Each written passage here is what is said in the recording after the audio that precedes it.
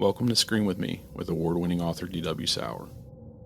The content discussed in this story you're about to hear discusses potentially sensitive topics that include but are not limited to physical and substance abuse, addictions, paranormal and supernatural, extraterrestrial, mythological, and graphic violence that may be triggers to some.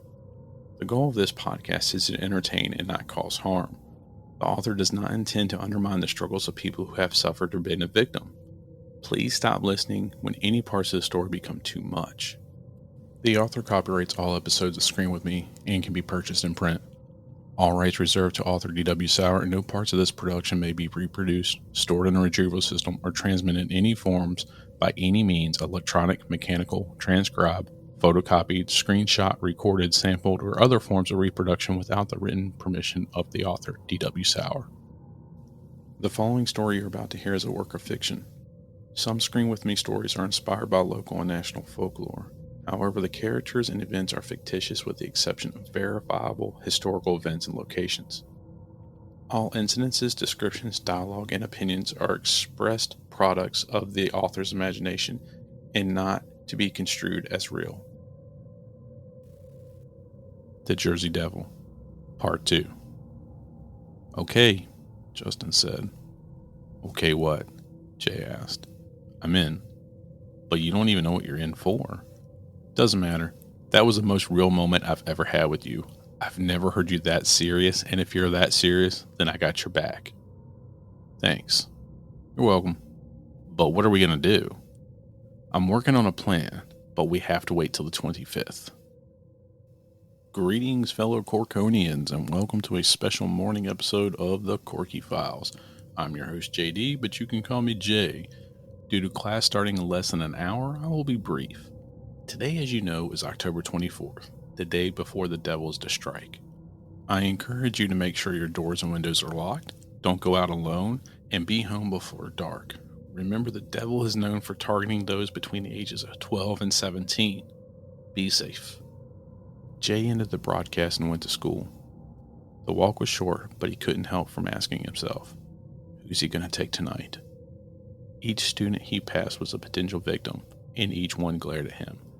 Their squinty eyes, clenched jaws, and shaking heads left no doubt that he was public enemy number one. Things didn't change as the clock ticked away. During class changes, students moved away from Jay as he passed. They stopped mid-sentence to stare, or go from a normal tone to a whisper as he approached. Some slammed their lockers in either an attempt to display their anger or to give him as much of a fright that he was giving them. Lunch came, and the only one that acknowledged Jay were his crew, the ones that accepted him for all of his quirks, and though they may not like the podcast, they were supportive of him. He walked to the table, and before he could sit down, Jessica informed, "Dude, you're seriously the new Crazy Carl." Jay looked around, and it seemed like all eyes were on him. Those sitting at the table were looking in his direction, and the lunch line was the same. The line moved at a snail's pace, and all heads were locked on him. "I think you're right." Jay sat down and pulled out his lunch from his backpack. He looked around at his friends. "Are you sure it's okay for me to sit here? I don't mind backing off for a few days." Jamie's mouth was full with half his Twinkie, but he mumbled, "We're already outcasts, so what does it matter?" "We're not outcasts," Jay insisted. April held up a finger. "We're freshmen." She held up a second. "Podcaster of the supernatural." A third finger. "Friends of the podcaster." Samantha elbowed April. "It's no biggie. I mean, what if you're right? How are we going to stop it?" "Yeah," Justin said. "I've been wondering that myself. I mean, Crazy Carl couldn't do anything. Kids older than us couldn't help from being taken. And it seemed like this thing managed to avoid an entire town on patrol. I've been thinking about that. And what we need is a sleepover." Jay took a large bite of his sandwich. April just shook her head. "My parents won't go for it." "Why not? We used to sleep over at each other's house all the time," Samantha explained. April motioned from her head down her body. "That's when we were little. Things have changed." "Ah, puberty. Such a heartless—" "But," Jay interrupted, "my parents are okay with it. The girls will stay in my sister's room and the guys with me." "My parents would be okay with that, I think," April said. "You know what's not okay?" Terrence asked. Jay turned and looked up. Terrence was a foot taller than him while standing up, but while seated, he took on the form of a giant. Terrence was like a lion hunting a rabbit. Look, shut it. We got a lot riding on this week. If you keep running your mouth and something happens, then everything will get canceled. No games, no parties, and no fun.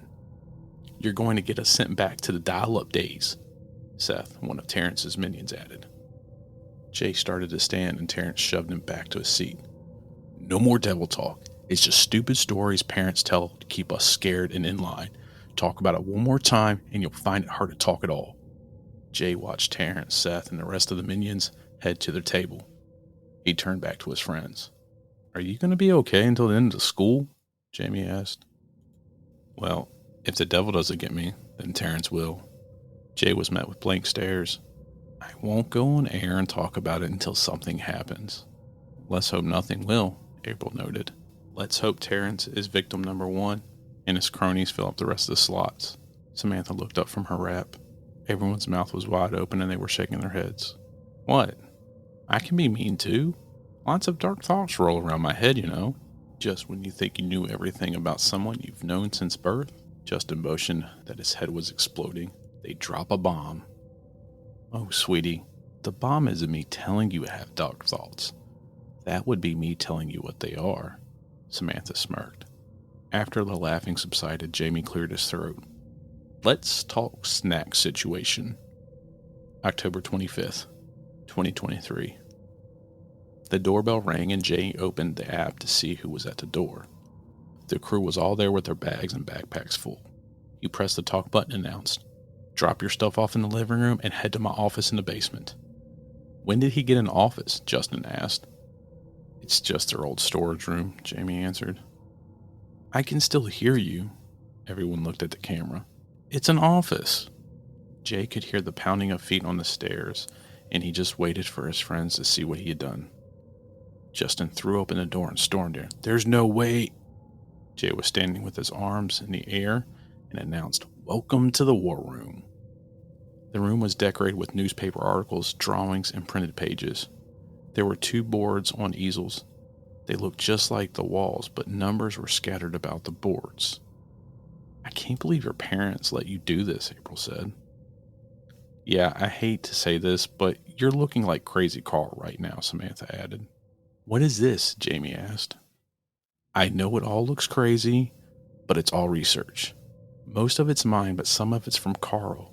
He enjoyed the hunt more than sitting in front of a computer or looking through the archives. What's his and what's yours? Justin asked. The sketches are pretty much all done by Carl except for any that look printed from the internet or copied from a book. The rest is pretty much all me. That's like, April looked around the room, almost all of it. You mean you've pretty much done all of this? Jay shrugged his shoulders. I couldn't. He stopped and all eyes were on him. Jay scanned the room and looked at each one of his friends. They all had known each other for as long as they could remember. They weren't just his friends, but his family. He didn't want to tell them the real feelings, but he knew he must. Samantha walked over to Jay and began rubbing his back. Are you okay? Jay nodded. I know I believe in weird stuff, but I've done the research for 2 years now, and I'm telling you, it's real.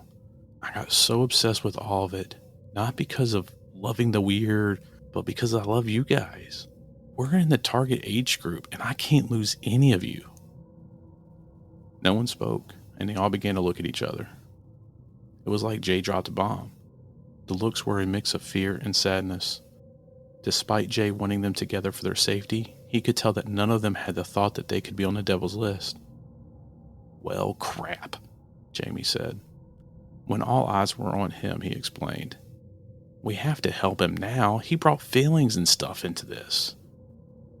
The doorbell alert chimed again and Jay pulled out his phone. Dinner's here.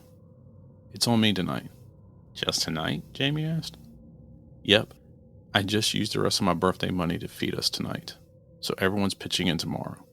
Wait, tomorrow? Samantha asked. Yep. I'll explain everything after dinner.